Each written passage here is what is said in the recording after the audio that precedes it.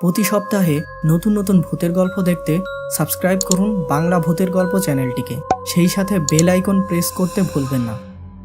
বন্ধুরা, আজকের এই সত্য ঘটনাটি পাঠিয়েছে সৌরভ হোসাইন।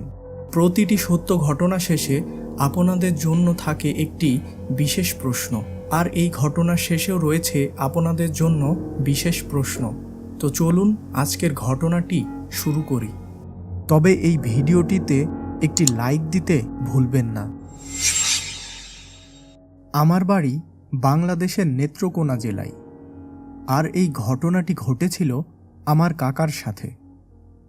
সাল 2002। আমার কাকা তখন ঢাকা শহরে থাকতেন। সেই সময়ে ঢাকা শহরের কর্মসংস্থানের অবস্থা তেমন ভালো ছিল না।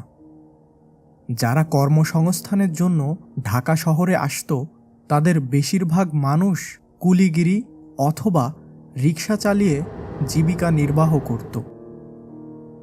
তখন ঢাকা শহরে ছোটোখাটো চাকরির ব্যবস্থা খুব কম ছিল। কাকা ঢাকা শহরে এসেছিলেন একটি চাকরির জন্য, কিন্তু কাকা কোনো প্রকার চাকরির ব্যবস্থা করতে পারে না। কাকার কাছে তখন টাকাও ছিল খুব কম, যার ফলে ঢাকা শহরে থাকার জন্য তাকে কোনো কাজ অবশ্যই করতেই হতো। আমার দাদার অবস্থাও ভালো ছিল না যে তার ছেলের ঢাকা শহরের কিছুদিনের খরচ সে চালাতে পারেন। কাকা শেষে কোনো উপায় না পেয়ে তিনি রিক্সা চালানো শুরু করেন।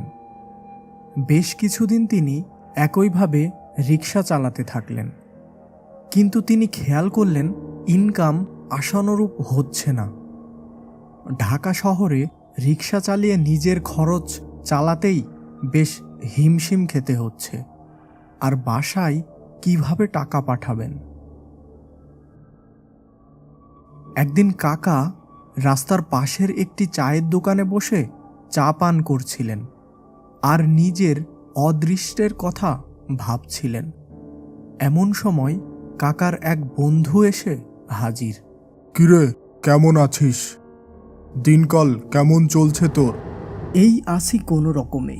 ঢাকার মতো এত বড় শহরে এই রিক্সা চালিয়ে আর যেন জীবন চলছে না। তোর অবস্থা কি? আমার তো ওই একই অবস্থা। যে দোকানে কাজ করতাম 1 সপ্তাহ হলো সেই দোকানটি বন্ধ হয়ে গেছে। আপাতত এখন বেকার। তবে ভালো একটি কাজের অফার আছে, কিন্তু সেই কাজটি আমার একার পক্ষে করা সম্ভব নয়, তাই তোর কাছে আসলাম। বেশ আগ্রহ নিয়ে কাকা বলেন, কি রকম কাজ? একটু ওই দিকে চল, গোপন ব্যাপার। কাকা কিছুটা চিন্তায় পড়ে গেলেন, তবে বেশি কিছু না ভেবে পাশের একটি গাছের নিচে যেয়ে দাঁড়ালেন। শোন, আমাকে একজন একটা বিশেষ কাজ দিয়েছে, কিন্তু আমি কিভাবে সে কাজটা করব ভেবে পাচ্ছি না। যদি তুই আমার সাথে থাকিস তাহলে খুব ভালো হতো। আরে আগে বল কি রকম কাজ, সেটা তো আগে বলবি। এখান থেকে প্রায় 2 কিলোমিটার দূরে একটি কবরস্থান আছে। কবরস্থানটির আশেপাশে কোনো বাসা বাড়ি নেই, একেবারে জনমানব শূন্য এলাকা। সেখান থেকে একটি মহিলার লাশ চুরি করতে হবে। কাজটা করতে পারলে অনেক টাকা পাওয়া যাবে। দেখ, আমার আপাতত কোনো চাকরি নেই, আর তুইও বেশ কষ্টে দিন পার করছিস, তাই আমার মনে হলো তোর সাথে ব্যাপারটা শেয়ার করা যায়। এ ব্যাপারে কি বলিস তুই? কাকা কিছুটা সময় ভেবে বললেন, ঠিক আছে, কাজটা আমি করব, তবে কখন কিভাবে কাজটা করবি? আগামীকাল ঠিক রাত 12টার সময় একটা অ্যাম্বুলেন্সের ব্যবস্থা করা আছে। কেবলমাত্র কবরস্থানে যাব আর লাশ নিয়ে দ্রুত চলে আসব। পরের দিন কাকা রিক্সা নিয়ে আর বাহিরে গেলেন না। দিনের বেশিরভাগ সময় ঘুমিয়েই পার করে দিলেন। রাত তখন প্রায় 12টা।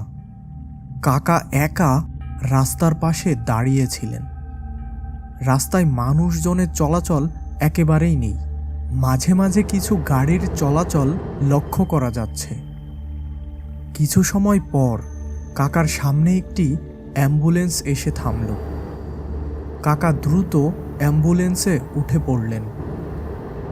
অ্যাম্বুলেন্সটি ঘন অন্ধকার ভেদ করে এগিয়ে চলেছে নির্দিষ্ট এক স্থানের উদ্দেশ্যে। বেশ কিছু দূর যাওয়ার পর হঠাৎ অ্যাম্বুলেন্সের সামনের বাতি নিভে গেল, কিন্তু অ্যাম্বুলেন্সটি আগের মতোই চলতেই থাকল। ঠিক কবরস্থানের প্রবেশ দরজার কাছে এসে অ্যাম্বুলেন্সটি থেমে গেল। দুটি লোক কবরস্থানের ঘন জঙ্গলের মধ্যে যেন মিলিয়ে গেল।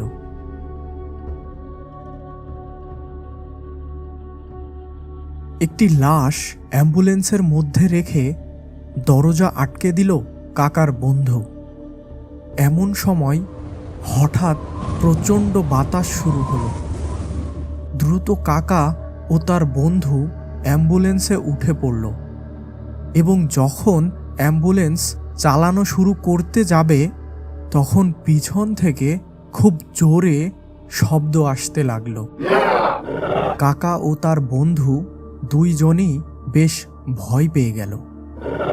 শব্দটি এখনো বেশ সুস্পষ্ট শোনা যাচ্ছে। এবার কাকার বন্ধু অ্যাম্বুলেন্স থেকে বের হলো এবং খেয়াল করল শব্দটি যেন পাশের কবরস্থানের ভিতর থেকে আসছে। কাকার বন্ধুটি সেখানে কিছু সময় দাঁড়িয়ে থাকল। এদিকে শব্দটির মাত্রা যেন একে একে বৃদ্ধি পাচ্ছে। কাকার বন্ধুটি অ্যাম্বুলেন্সের পিছনের দরজা খুলেই দেখেন লাশ নেই। কি লাশ কোথায়? বন্ধুর চিৎকার শুনে কাকা দ্রুত অ্যাম্বুলেন্স থেকে নেমে তার বন্ধুর কাছে চলে আসলেন। তিনিও দেখলেন যে ভিতরে কোনো প্রকার লাশ নেই। এদিকে বাতাসের বেগ ও কবরস্থানের ভিতরের শব্দের মাত্রাও বৃদ্ধি পেয়েছে। আমাদের এখান থেকে যত দ্রুত সম্ভব চলে যাওয়া উচিত। সাথে সাথে কাকা ও তার বন্ধুটি অ্যাম্বুলেন্সে উঠে কবরস্থান ত্যাগ করে। অ্যাম্বুলেন্স খুব গতিতে চালিয়ে তারা ঢাকায় পৌঁছে যায়। পথে তাদের সাথে আর কোনো প্রকার সমস্যা হয় না। তবে সবথেকে আশ্চর্যের ব্যাপার হলো তারা ঢাকায় পৌঁছে দেখে অ্যাম্বুলেন্সের ভিতর লাশটি ছিল। এই ঘটনার পর থেকে কাকা তার বন্ধুদের সাথে অনেকদিন কোনো প্রকার মেলামেশা করতেন না। বন্ধুরা, আজকের পর্বটি কেমন লেগেছে তা আপনারা এই ভিডিওটিতে লাইক দিয়ে জানাবেন এবং কোনো সমস্যা থাকলে কমেন্টে জানাবেন। আজকের প্রশ্নটি হলো, তারা কবরস্থানের পাশে থাকা অবস্থায় অ্যাম্বুলেন্সের ভিতর লাশ না দেখতে পাওয়ার কারণ কী ছিল? এটা কি শুধুমাত্র তাদের মনের ভুল ছিল নাকি অন্য কিছু? অবশ্যই কমেন্টে জানাবেন। আমাদের সাথে সরাসরি মেসেজের মাধ্যমে কথা বলতে অথবা আপনার ঘটনা পাঠাতে আমাদের ফেসবুক পেজ লাইক করুন ও ইনস্টাগ্রামে ফলো করুন।